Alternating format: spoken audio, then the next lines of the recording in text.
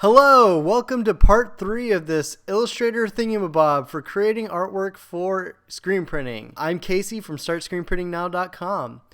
Now part 3, we've come a long way. Part 1, that was a good one, and part 2, the good times there as well. But part 3 is going to be about inking in Illustrator and creating illustration in Illustrator. We're gonna create our own brushes. We're gonna talk about pin sensitivity. We're gonna talk about coloring our artwork, and we're gonna talk about line work. I don't know. We're gonna talk about importing sketches. All right, so let's get started. Open up my Illustrator. And the first thing I'm going to do is I'm going to import a sketch into Illustrator. Now I have this sketch here. It's really just a crayon drawing I drew. But this isn't very good to go over with in Illustrator as a sketch. It's not really sketch worthy. Usually what I would do is maybe sketch something in pencil or sketch something in Photoshop with a light brush that I can then ink over. But this one, I kind of like this character, so I want to use him.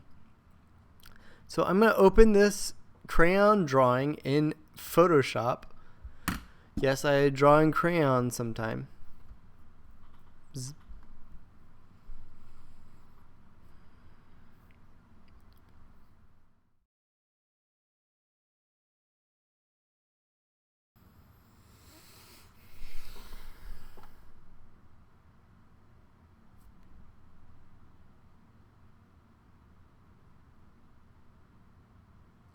Alright, so I'm just going to crop this so that I have a nice looking sketch.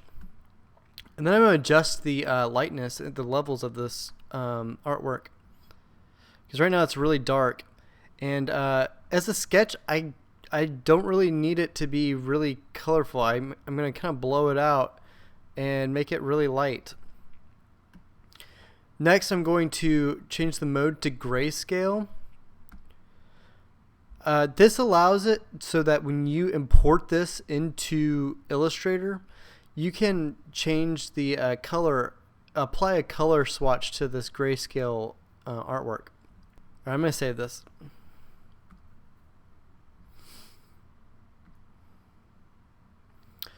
I'm going to update the artwork since it's already been drug into the artboard. It's going to update it automatically. It sees that it got saved and edited in Photoshop, and I'm going to say yes, update the link. Now I have this grayscale artwork, and I can add swatches to it. You know what? I'm gonna blow this out a little more and mess with the levels and change the white to a lot lighter. So back into levels. I'm going to set my white point right about there, and I'm going to change this. There, that's pretty good. Save it again. Update it again. Now we have a pretty good looking sketch. I'm going to put it on its own layer. Call it sketch.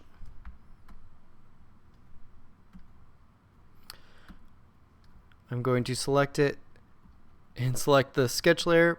Go to Object, Transform, Object, Arrange, Send to Current Layer. That's going to send the artwork to the layer that's selected. Bam. I'm going to drag it under my art. I'm going to drag my artwork above my sketch. Lock my sketch. And I like to turn my artwork blue like this because it gives it a sense of, illustrators used to sketch with these non-photo pencils, these layout pencils that were didn't really show up when you photographed it. So you could ink over these blue pencils and then photograph the artwork, and the blue pencil wouldn't show up. You wouldn't have to erase it. It still works today. It's a little bit different with a scanner though. you can, you know, drop out the blue when you scan in a inked sketch. You can just drop out that blue. Anyways, so now I have a sketch, and I'm going to now need to make an inking brush. As an illustrator, this is probably one of the most questions I get is how do you make your own brushes in Illustrator? Like, what settings do you use? How did you make it look so good? You know, a lot of artists don't really consider Illustrator being a good program to ink in, but I've always used Illustrator to ink in and create my artwork for t-shirts, for freelance, and for when I was working at a print shop. Always inked in Illustrator. And I liked it because I could scale the artwork up and down, and because it's all vector artwork and not get it all pixelated, and you know, work at whatever size I want, drag things around really easily. I could draw a pen stroke and then move it or throw it away. I could grab one endpoint of a pen stroke and pull it and change the curve on it. I think one of the biggest problems is the fact that it is vector artwork. Your line is a little too crisp and solid, and it's really vectory. You can tell it's like a vector line. And it does kind of take the character and personality of a line if it's too smooth. You know, Photoshop, there's some jaggedness, there's some like imperfections and a little texture to the inking lines, and even Manga Studio. I've started using Manga Studio a lot, and there's a lot of cool things you can do with brushes and inking tools. But I've created some of my favorite artwork in Illustrator, and I'll just take a second here to pull up some of the stuff.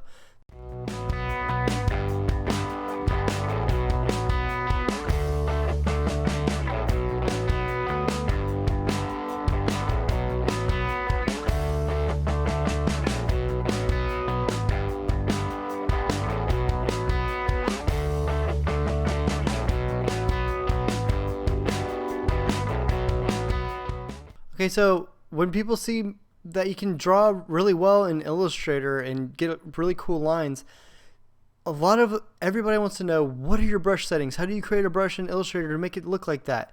And the answer is really, really easy. Like, creating a brush in Illustrator is really easy, and because there's not really a whole lot of options you can do. But I'm going to create a brush for you right now that I usually use. All right, first things first. I hope for this you have a drawing tablet. I'm not sure if you noticed, but in these videos I've been using a stylus, not a mouse, to create this artwork. It's going to be tough for you to ink in Illustrator if you're using a mouse. I used to use a mouse to fake it, to really, I didn't have, you know, pressure sensitivity with a stylus pen, so I had to fake it, and I used the pen tool and like create a fake, just, you know, make that, you know, fake that thick to thin line and be like, oh yeah, I have a stylus, look at that, there's a cool nice line. No. So for this next part, I hope you have a Wacom tablet. You know, there's a lot of cheaper versions than Wacom.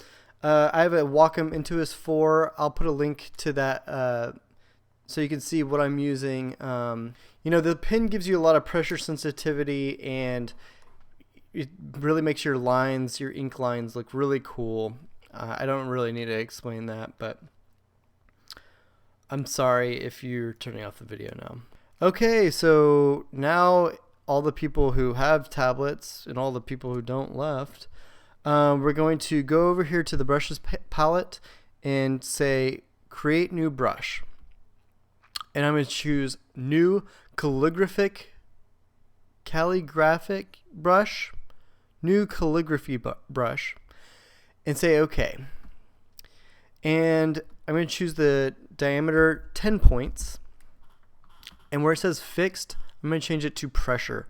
That's going to use the pressure sensitivity input of your stylus, and it's going to vary the size of the dot. I'm going to change the variation to 10 points, say OK. So now I just have a simple brush I can use, press, depending on how hard I press, it's going to change the thickness of the line.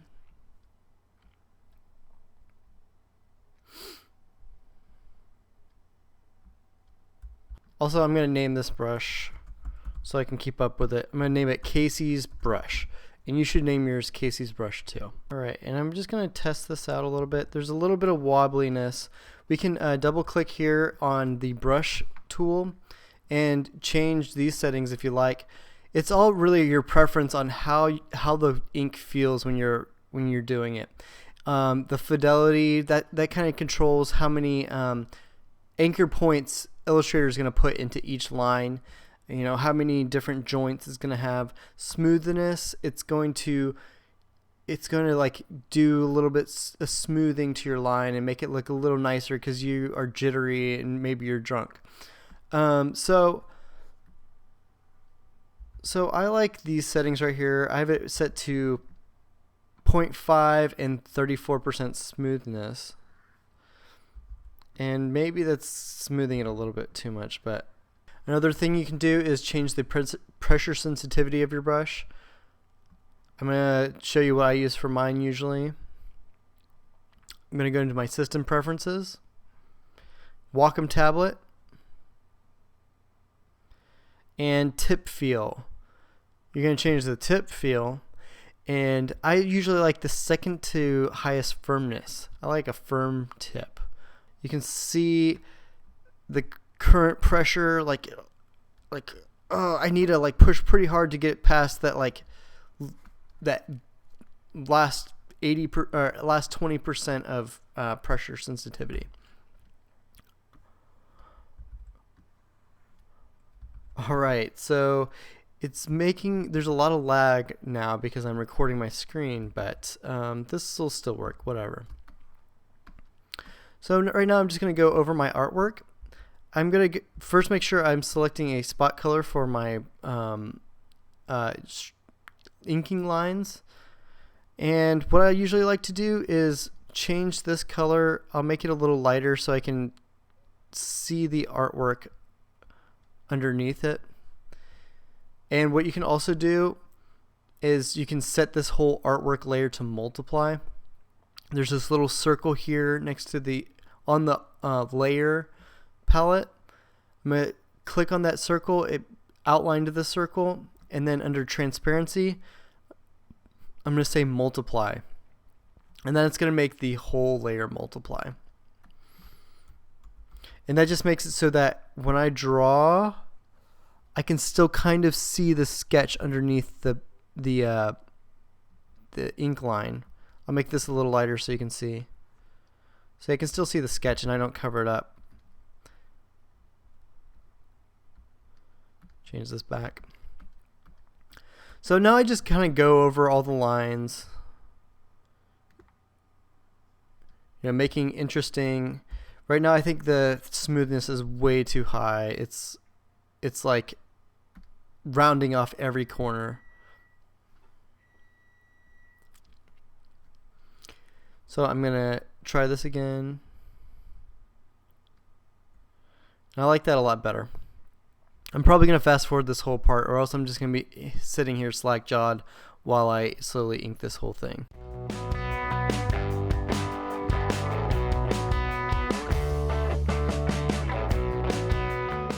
And what I like about Illustrator is it does give it kind of like a professional quality. There's a little bit of jitteriness in my ink lines right now, but with Illustrator it doesn't give it like a smooth quality like it could go on a shirt or be a sports team logo, you know.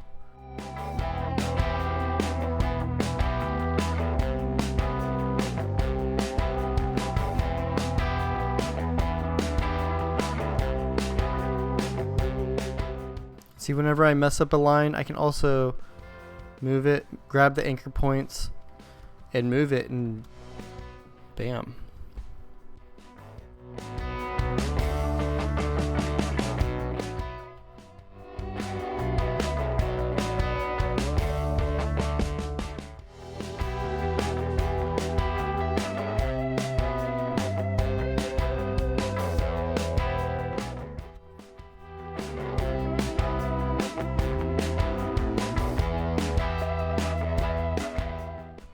If I want to get rid of some points of a line, I can always select the points, the parts that I don't want, and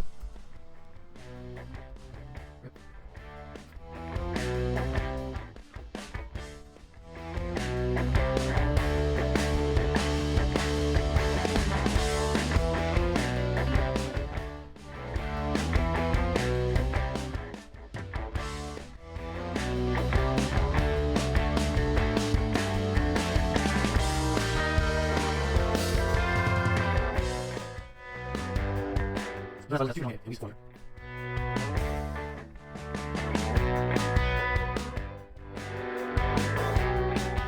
can always also create another brush, a secondary brush, kind of like a smaller details brush, you know, because this brush gets pretty fat. So you can always do a new calligraphic brush, and change it, you know, to maybe like 5 points. Do pressure and then change it to 5. So then it's a little bit smaller. Even when I push really hard, it's still a lot smaller than this. And this one I might use for details inside.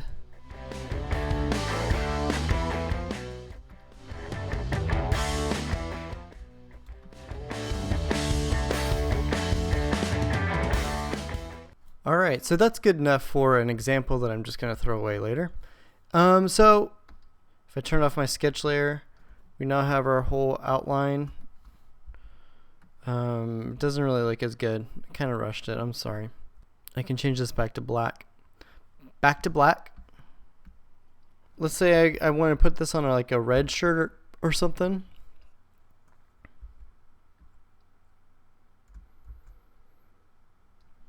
Usually what I'll do is I'll preserve the line artwork, and I will take this, copy it, drag it, and then I will take this artwork here and flatten it, just so that these strokes, you know, these are outline strokes. They're using strokes and not fills. I will take this whole artwork, select it, and say flatten transparency, change it to 100, so it's 100% vector, say OK. Now these are all fills and no longer strokes. To color this really quickly, I can do this. I like to take a big square and I'll put it behind it. I'll color it with white. Let me take off this multiply again. White's not going to show up with multiply. So I'm going to take that off. I'm going to send this white behind the line work. And then I'm going to go to the Pathfinder palette and hit merge. Merge. So I hit that. It didn't look like it did anything really, but what it did was it basically took all of this artwork and filled it. It like merged it all together. Whatever was covered up got cut out.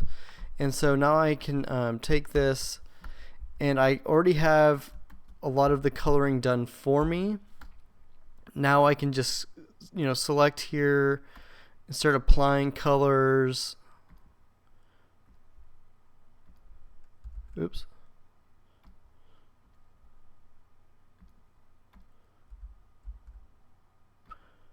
Make sure these are all the same green. And this right here, since I'm already using a red shirt, I might take that out, and now he's got a red tongue. And I can do the same thing here. I want him to have a red hat. But I'll go back in and give him a little white icon.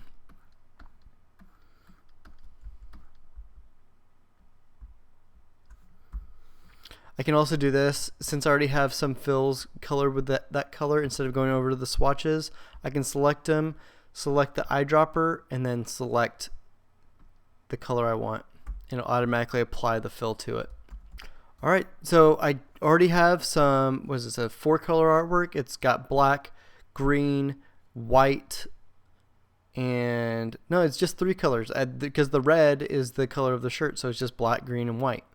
And another, we talked about the fact that the more ink colors you're using, that's going to cost more for your client.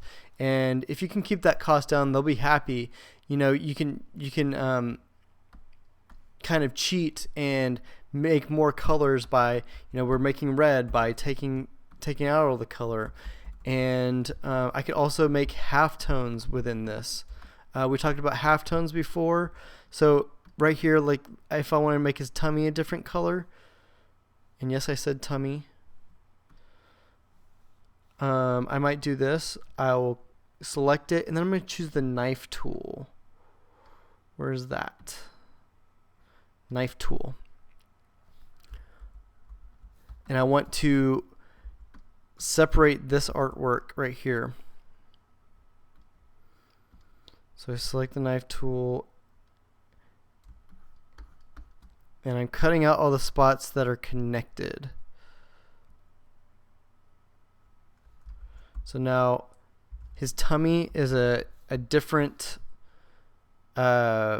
shade, and I can make that darker if I wanted. I can make it lighter. I like it lighter like that. And now I've added another color, but it's the same color because it's gonna be a halftone. I say gonna because I say it's gonna be because right now I'm using process colors. I just quickly colored this artwork. The only spot color are the white and the black. Sometimes when I'm coloring it, I don't want to think about, what spot colors I'm going to use, because maybe I don't know yet. I don't know what colors I'm going to use. I might change this to white real quick. But like I said in part 1 of this Vector Illustrator tutorial user guide for screen printing, the important thing is that you use spot colors, and more importantly Pantone colors, so that your printer knows what colors to print with. So since this is a process color, but I really like this color, I don't want to figure out in my Pantone book what color this is using. So I will select all of this artwork right here. This is good for when you have a ton of colors also. So I have all this artwork selected. I'm going to go to edit, edit colors, and recolor artwork. Alright, right now it's also using, you can see it's using 2 different greens, and that kind of takes away the purpose of, we wanted to lighten up his tummy, but we want it to be a halftone of the same green. We don't want to add colors. So I can go here, I'll do 3 color job, select process solid uncoated again, and it's still the same right there. I'll drop these colors down. So it's colors, drop it down to 2, it's still the same, drop it down to 1. And now you can see I get the white, the black, and then there's just 1 green, and it's going to make it a halftone. And here, since it did kind of lighten this up, I wanted it to be more of a forest green. I could also change it here. I can change these process CMYK sliders right here, and it's going to automatically jump to the nearest Pantone color that matches it.